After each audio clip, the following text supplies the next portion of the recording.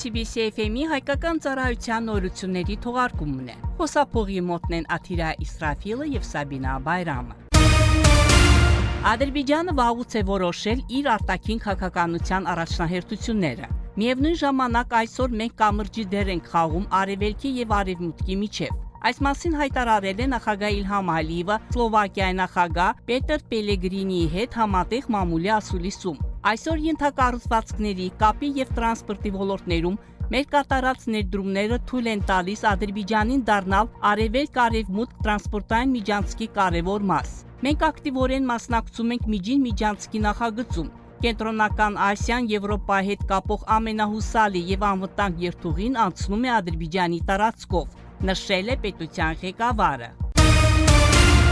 Այդ ընթացքում տեղ ունեցած բանակցությունները ցույց են տալիս, որ Սլովակիան եւ Ադրբեջանը բարի իսկական իմաստով բարեկամ երկրներ եւ ռազմավարական գործընկերներ են։ Այս մասին հայտարարել է նախագահ Իլհամ Ալիևը, հիշեցնելով, որ անցյալ տարի Սլովակիան եւ Ադրբեջանը ստորագրել են ռազմավարական գործընկերության վերաբերյալ համատեղ հռչակագիր։ Պետության ղեկավարը նշել է, որ այս փաստաթուղթը մեր հարաբերությունները բարձրացնում է ամենաբարձր մակարդակի։ Դրա ստորագրումից հետո մենք տեսնում ենք շատ ակտիվ համագործակցություն բոլոր ոլորտներում, ընդգծել է Ադրբեջանի նախագահը։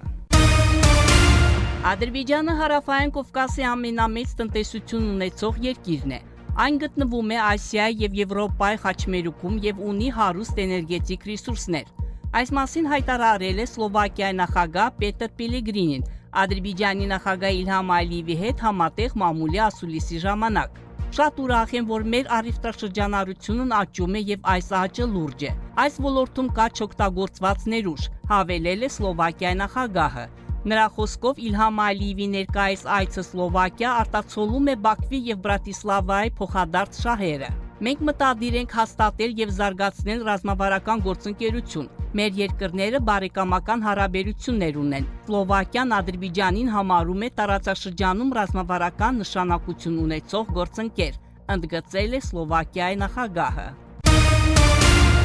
Դեկտեմբերի 6-8-ը Ադրբեջանի փոխարտգործնախարար Ֆարիզ Ռզայևն այցելել է Կատար, մասնակցելու Դոհայի 23-րդ միջազգային ֆորումին։ Ինչպես հայտնել են արտգործնախարարությունից, Ֆարիզ Ռզայևը ելույթ է ունեցել կլիմայական դիվանագիտությանը նվիրված պանելային նիստում։ Նա պատմել է կանաչ էներգիային անցման եւ այլընտրանքային էներգիայի աղբյուրների օգտագործման վերաբերյալ Ադրբեջանի քաղաքականության COP29 շրջանակներում Ադրբեջանի նախագահությամբ կատարված աշխատանքների եւ ձեռքբերված հաջողությունների մասին։ Այցի ընթացքում փոխարտգործնախարարը հանդիպումներ ունեցել Լուսայելի համալսարանի ղեկավարության եւ տվյալախազական կազմի, ինչպես նաեւ Կատարի միջազգային քաղաքականության ուսումնասիրությունների կենտրոնի ղեկավարության հետ։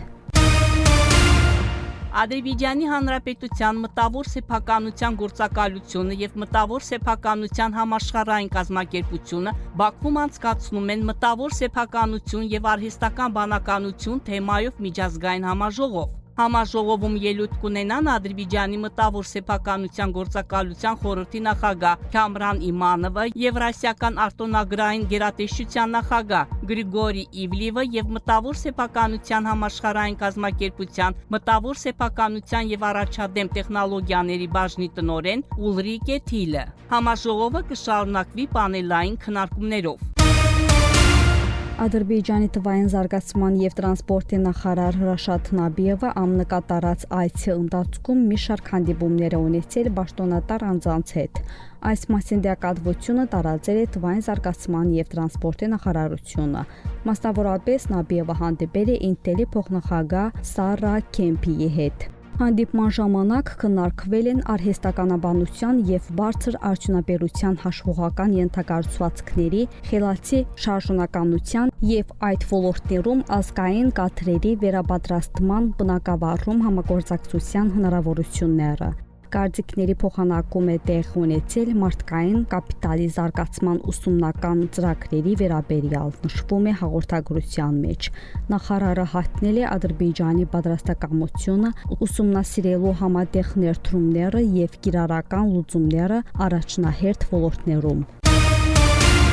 Heydar Əliyevի կենտրոնում կայացել է արհեստական բանականության ինդեքսի ներկայացումը իսլամական աշխարհում թեմայով միջազգային կոնֆերանսի բացումը։ Heydar Ալիևի հիմնադրամի եւ Գիտության եւ կրթության նախարարության կողմից ISESCO-ի հետ համատեղ կազմակերպված կոնֆերանսը նպատակ ուներ ամրապնդել համագործակցությունը իսլամական աշխարհում արհեստական բանականության ոլորտում եւ քննարկել արհեստական բանականության էթիկական, սոցիալական եւ տնտեսական հետևանքները։ Համաժողովի բացմանը ելույթ ունենալով Heydar Ալիևի հիմնադրամի փոխնախագահ Իդեա հասարակական կազմակերպության հիմնադիր եւ ղեկավար Լեյլա Ալիևան նշել է, որ արհեստական բանականությունն արդեն դարձել է առօրյա կյանքի կարևոր մաս։ Նա հայտարարել է, որ չնայած այս ոլորտը ստեղծում է մեծ հնարավորություններ, այն նաեւ առաջացնում է նոր հարցեր եւ պատասխանատվություններ։ Դուք լսեցիք CBC FM-ի լուրերի թողարկումը, հետևեք մեր լուրերի հաջորդ թողարկումներին։ Իսկ այժմ եղանակի մասին։ Բաքվում եւ Աբշերոնի թերակղզում սպասվում է անձրևոտ եղանակ։ Երեկոյան առանձին վայրերում տեղումները կլինեն ինտենսիվ, սակայն առավոտյան թերակղզու որոշ հատվածներում հնարավոր է թույլ անձրև։ Քամին հյուսիս-արևելյան։ Օդի ջերմաստիճանը գիշերը կկազմի 7-10, ցերեկը 10-13 աստիճան տաքություն։ Ադրբեջանի մարզերում սպասվում է անձրևոտ եղանակ, որոշ շրջաններում տեղումները կլինեն ինտենսիվ, լեռնային շրջաններում ձյուն կտեղա։ Օդի ջերմաստիճանը գիշերը կկազմի 2-6, ցերեկը 9-13 աստիճան տաքություն։ Լեռներում գիշերը 0-5 աստիճան ցուրտ, ցերեկը 0-5 աստիճան տաքություն։ Շուշայում, Խոջալույում, Խոջավենդում, Խանքինդում սպասվում է 2-8, Աղդամում, Ֆիզուլիում 3-10, Ջաբրայիլում, Զանգիլանում, Գուբակում 5-10, Լաչինում 1-7 աստիճան տաքություն, Քելբաջարում 3 աստիճան ցրտից 7 աստիճան տաքություն։ 102.7 FM